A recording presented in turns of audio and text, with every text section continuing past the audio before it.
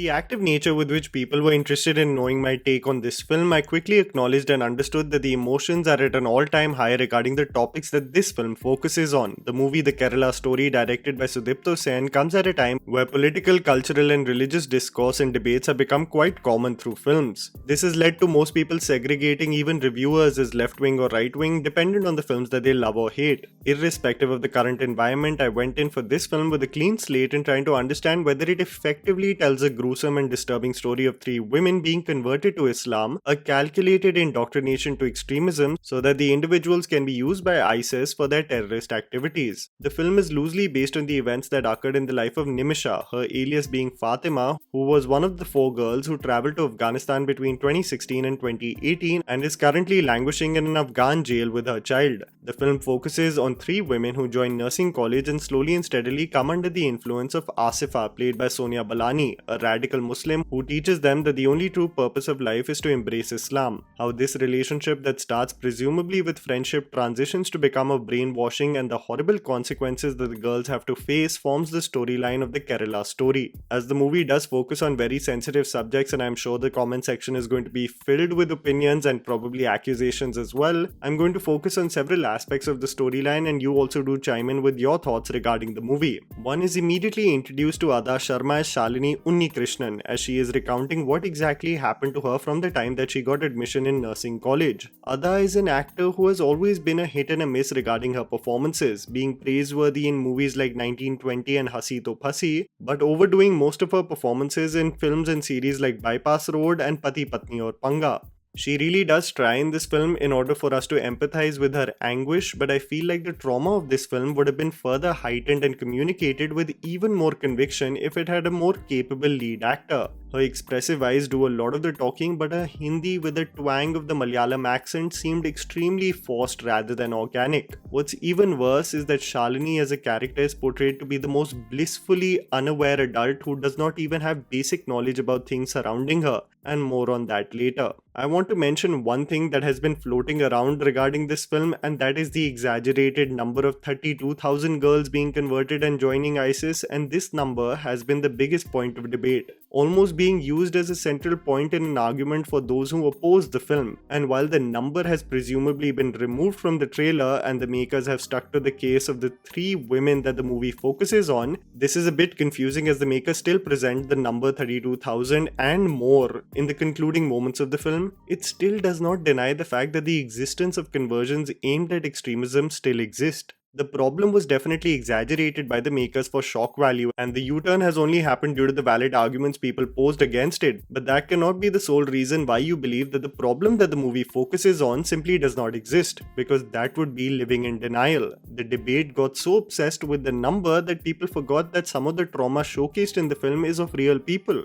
I have to be honest, from a screenplay and visual standpoint, the movie is as rudimentary as it can get from a filmmaking point of view. The performances of the supporting cast are mediocre at best. In my opinion, Yogita Behani as Nima stands out the most, convincingly portraying her frustration with the consecutive and pressurizing lectures that Asifa gives. Her speech on the existing problems of conversions is also exceptionally performed. The cast of extremist Muslims, terrorists and those who aid Adah on the journey barely leave an impression, and Sudipto Sen's storytelling in chronological order is extremely amateur, and I feel the biggest issue of the film where one starts to doubt the intention of the filmmakers is the writing, making one wonder, is the intention to tell the story of these girls so that people are aware of it, so that people get educated about it, or extract a reaction from the public with hateful dialogues? I'll explain this a little further. The dialogues of the film do not describe the circumstances that the characters are undergoing, but provide a commentary on not only the state of emergency that Kerala is in, but to provide inflammatory lines on several religions, making me think its intention was only to hit a nerve with an already emotionally charged audience. One of the extremist leaders tells his comrades, "जो काम औरंगजेब अधूरा छोड़ गए हैं, वो ISIS पूरा करेंगे." Asifa, while trying to influence the Hindu girls, belittles all the gods, saying what kind of a god is Ram that he lets his wife get abducted and needs the help of an entire Vanar Sena. She belittles Krishna in saying har jagah Ras Leela rachata hai tumhara bhagwan. All of this is presented for shock value, and it becomes an overkill of wanting to not only brainwash the characters in the film but the audience sitting in the theatre too. You enter the nursing college and it has Free Kashmir slogans and celebrates Osama bin Laden. Kerala is presented as a state that is in dire need of help. While the problems with conversion is an ongoing reality, Kerala is described as a time bomb pe baitha hua hai. Bacha lijiye use. This is where a character like Shalini and her naive nature almost becomes laughable. Basic concepts of praying before eating and the concepts of heaven and hell are something she is not privy to. Even a non-practicing Hindu will tell you the basics of prayers and how one atones for their sins. Every dialogue of Asifa is presented with a scary background music, and the sound effects are whips to further enhance the point of her evil intentions,